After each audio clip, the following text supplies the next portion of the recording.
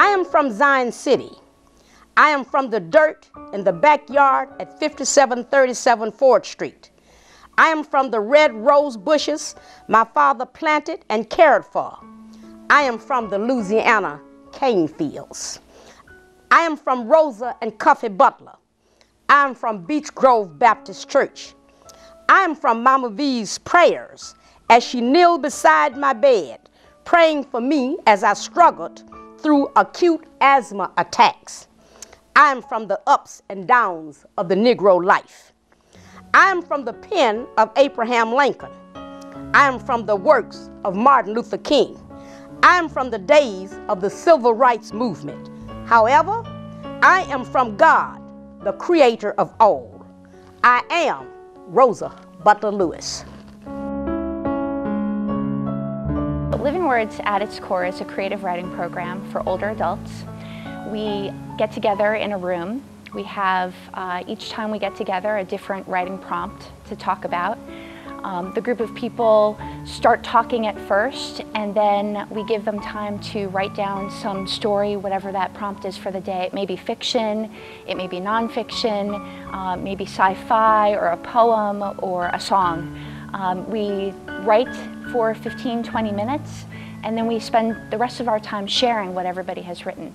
So it's on-the-spot writing, which is scary at first for people, that they are given this writing prompt and right there and then they have to write down some sort of story, and then we all share those stories together. We talk about what we've written. Mediating Living Words workshops has been extremely rewarding. I've gotten to watch my participants grow. I mean, they're in their 80s and 90s, but they have grown tremendously as individuals. They share secrets that they haven't ever shared before. They recall things that they've long forgotten, and they improve so much in the way that they can recall things and their cognitive abilities. So I've benefited so much from watching their growth. When I got involved with this, I was approached by a fellow teacher at Wofford College whose name is Jeremy Jones, who was a creative writer teaching classes here. And he said, I know you do aging research, and I have an interesting question for you. I think I want to run a creative writing class with a group of individuals at the Alzheimer's Association, their support group. In 2001, my father was injured in a bicycle accident. He was hit by a man driving a van, and he flew through the air 150 feet. He landed so hard that he then flipped up and around and damaged the other side of his brain. And in the process, the lobes of his brain sheared. So he ultimately had 3 types of brain damage. And the doctors told us that he would not recover, that he would be a vegetable. And the grieving son in me refused to accept that. There was just no way that could be so. The analogy that they gave us was that if you take a laptop or a computer and throw it out of a 3- or 4-story window and it shatters on the pavement, you can't fix it. You cannot put it back together. To which I said, well, he's not a machine. He's a human being. We started retelling his life story. He didn't have enough control over his left hand yet to write, and so I had him retell his childhood. I mean, we started with his earliest memory. And what I discovered was that every time he recounted one memory, 2 or 3 came back. 8 years later, 7 years later, I got an email from Joyce Finkel that basically was a call to creative sorts in Spartanburg. It was,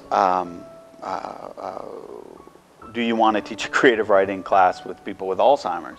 It's something that I feel near and dear to, and it's also, at the time, it was one step removed from dealing with what my father was going through and what we were going through with my father. It involved brains, and I could look at it but not have to stare right into the sun. We set one up, And I don't know if we had already done one or we were about to do one, but I knew that Kara was on campus, and Kara worked in the psychology department, worked with aging adults. I sort of grabbed her in Burwell in the faculty dining room and said, please, this is this really cool thing we're doing. I'd love it if you'd be involved. I want to understand this, because I work on intuition and then analyze it. I know the opposite of how someone like Kara does it, which is to understand it, get the data, understand it, get more data, understand it. We believe that there are 3 benefits to the program: a cognitive benefit, a social benefit, and an emotional benefit. The cognitive benefits is that you have time to think and to write and to speak, and to do that in lots of different ways.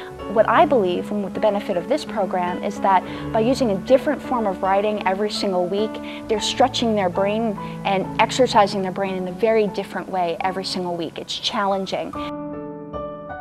I have another story where the author came in and he brought his trumpet and set it on the table, and we were to write whatever came to us about seeing this trumpet. And I wrote something totally creative about this trumpet. It was very interesting. I alluded to Louis Armstrong. I didn't say that, but I alluded to Louis Armstrong. It was quite interesting. I enjoyed it very much. And it may have been the first really creative piece that I had written in a long time. And I was shocked and surprised, and I said, oh, I can still do this. The social benefit is obvious if you ever come to see a workshop. People are laughing, they're getting together, they're getting to know one another. We form amazing relationships with one another. There are friendships that emerge, and I think the reason for that is that they share these stories, which may be from their past, but may be fictional, and you get to know someone on a very deep personal level.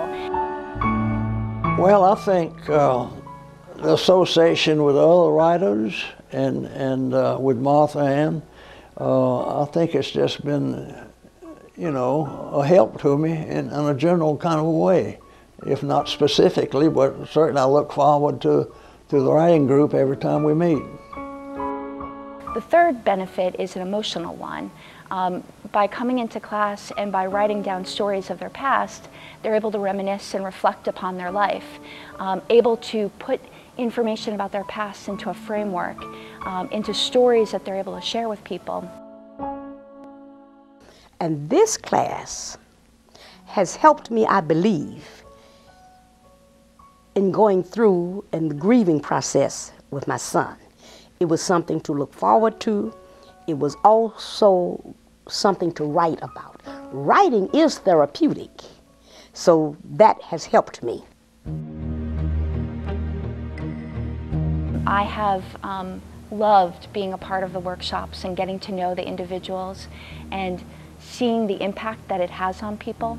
I have gotten to know individuals on a much different level, and seeing them interact with one another and seeing the benefits that they feel the program is having on them. And so I feel very strongly about it and really hope that we're going to be able to expand this and bring this to more people around the country. I am grateful to Dr. Kara Bach of Wofford College for such a program. The writers group here at White Oak Estates is led by a fine young lady named Martha Ann DeBerry, a senior at Wofford. While I do not claim to be a writer as such, yet I do enjoy expressing myself via the living word. Ironically, I seem to express my thoughts through writing a little better than through speaking. Perhaps my initial interest in writing comes from reading other people's writings, mostly from newspapers, magazines, and so forth.